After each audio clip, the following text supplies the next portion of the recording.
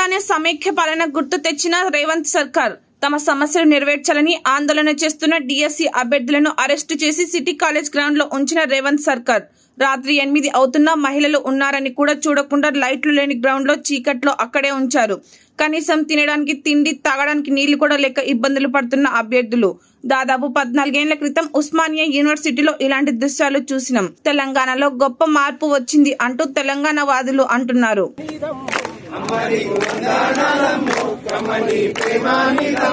ఎట్టోల్లా మట్టి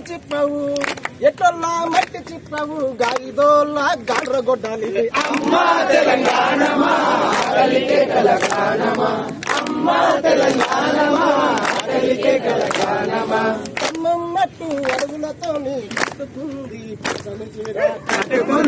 పచ్చని చీర ఆదిలాబాదు అప్పులని కట్టుకుంది నడబొట్టు ఆగారం నడుగుతున్నతో దిద్దుకుంది పులకాటికా